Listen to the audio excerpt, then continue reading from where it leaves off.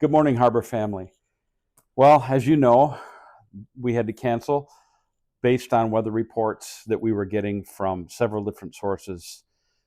You always take a risk, not knowing if it's going to be what they say or if it is going to be very bad. And we never want to put families in jeopardy driving to church. We have families that are driving an hour to get to church from either direction. I want you to know that when we make a decision like this, it's not easy, and we weigh it out. We throw it past all of our leadership just to get a consensus from everybody of what we are feeling. The other issue is our parking. As you know, our parking is extremely difficult on Sundays. And so when you get any amount of snow and they plow it, you lose several parking places, which makes it nearly impossible. And also, if they plow Frowing Road, those parking places along the road can be affected as well. So we take all that into consideration. We would always want to err on the side of safety. But it just reinforces the fact that we need another facility. We need a bigger building. We need more parking. And I'm just believing that this is the year that God is going to show us some direction on that. So pray with me that God would give us direction on what the next step would be. But I hope you're enjoying your morning so far. And we just hope that this morning in the devotions that God will speak to you and encourage you and help you.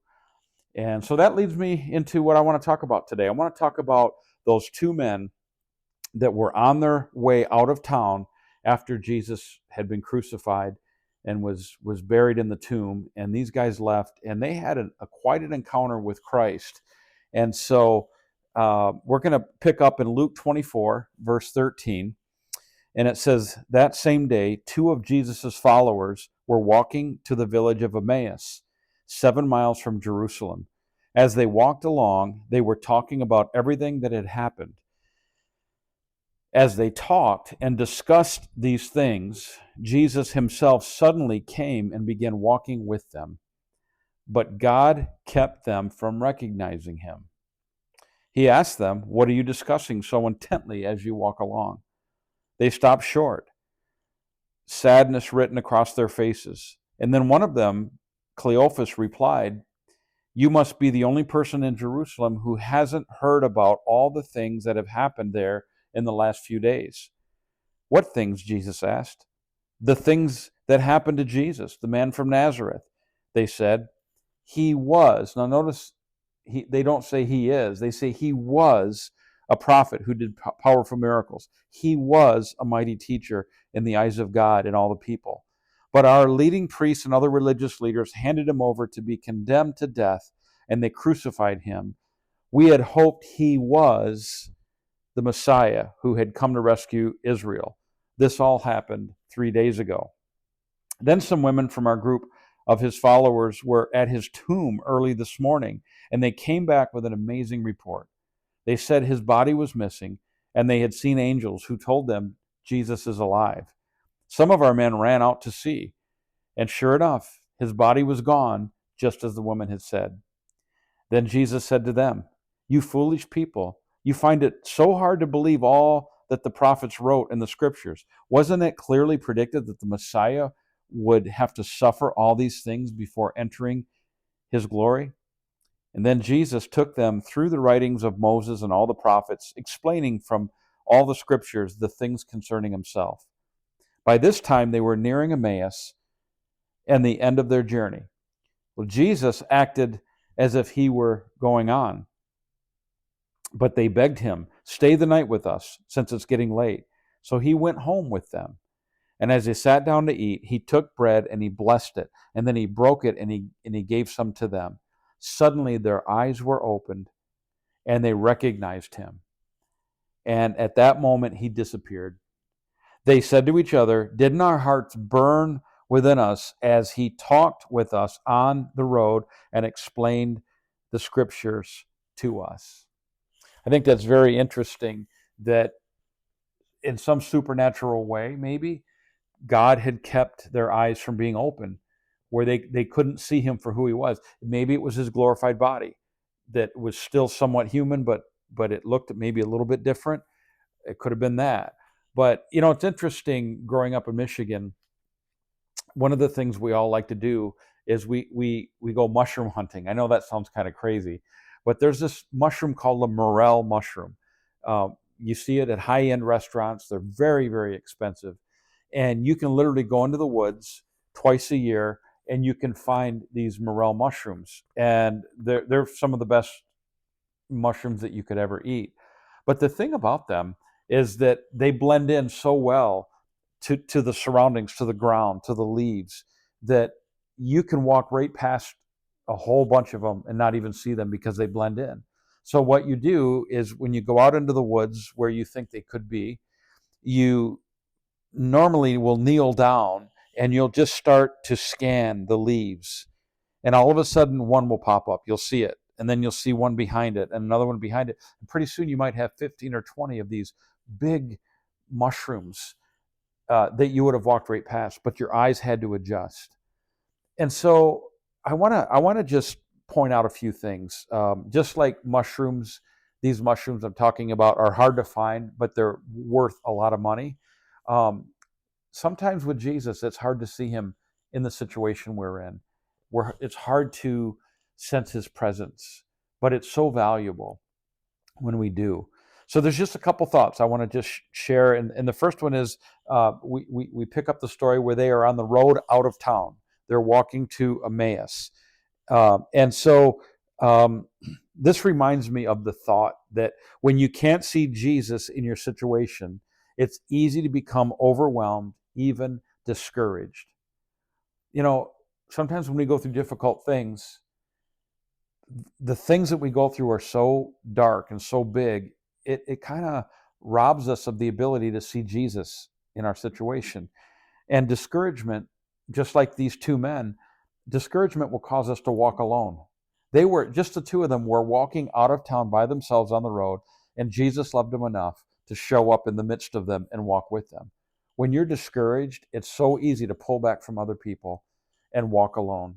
And I don't know about you, but uh, my brain will tell me things that aren't true, and I start to believe them when I'm alone too much. And so you tend to walk alone. And then the other thing when you're discouraged is you tend to live in the past. These two men were walking alone, and they kept saying, he was, he was. They were living in the past because they didn't have spiritual eyes to see what was happening in the present. The second thing we see, Jesus goes to the table with them and he breaks bread. And it says that he acted as though he was going to keep moving, keep going on, and they begged him to come in. And what I take out of this part of it is that Jesus will never presume that he is invited into your life. He could have just uh, walked in the house with them and forced his way in. He never does that. He acted as though he was moving on, and he waited for them to invite him in. And he still works that way today in our hearts. And it says, as they sat down and they started to eat, he broke the bread. And there was something in what he did caused their eyes to be open. I don't know if it was the way he broke the bread, if it reminded them of just a few nights earlier in the upper room when he broke bread. I don't know if they saw the scars in his hands, and that caused them to realize it was Jesus. Maybe a particular way he broke the bread. I don't know, but it's provocative to me that is what they. That event is basically what changed their minds about this mysterious person that was walking with him. The Apostle Paul says in Ephesians chapter 1 in the Amplified Bible, he says, I pray that the Father of glory may grant you a spirit of wisdom and revelation. And in parentheses here it says, of insight into the mysteries and secrets in the deep and intimate knowledge of him, by having the eyes of your heart flooded with light so that you can know and understand the hope to which he has called you and how rich his glorious inheritance in the saints is, so that you may know and understand what is the immeasurable and unlimited surpassing greatness of his power in us for us who believe. I love that. And there's spiritual eyes that need to be open. Don't be distracted emotionally by what you see. Don't be distracted by that. Jesus wants to open your eyes, and he wants you to see him in your situation. The last thing I want to just talk about, we started with, we see the road out of town, we see the table, and then we see a road back to town. And it says in Luke 24:33, and within the hour they were on their way back to Jerusalem. There they found the 11 disciples and the others who had gathered with them, who said, "The Lord has really risen," and he appeared to Peter. Then the two from Emmaus told their story of how Jesus had appeared to them as they were walking along the road and how they had recognized him as he was breaking the bread. So by this time, it's probably 8 or 9 o'clock at night. It's a 7-mile trip back to Jerusalem. It's in the dark. It's a very dangerous road to travel. You could get robbed. You could get beat up. But they just couldn't wait until morning to go and tell the rest of them that they had seen Jesus. What I love about this is that it was the same road that they came on, but now it was a different destination. It was the same road, but now it was a different conversation. It was the same road, but now there's different observations, right? And the same road, and now there's different realizations. And so what I love about that is that that encounter with Jesus changed their perspective. Nothing had changed other than what they had seen and what God had revealed to them. And so I just want to encourage you today that regardless of what you're facing, open your eyes to try to see Jesus in the midst of that. Sometimes he doesn't look like what you think he does in that situation, but if you look hard enough, you'll see him there, because he says to us he will never leave us or forsake us. Hey, listen, thank you for joining us today. I know I just miss being together with all the saints, but just take this time today with your family and enjoy each other's company. I know it's Super Bowl Sunday. My team didn't win, so I don't really care. I'm still going to watch it.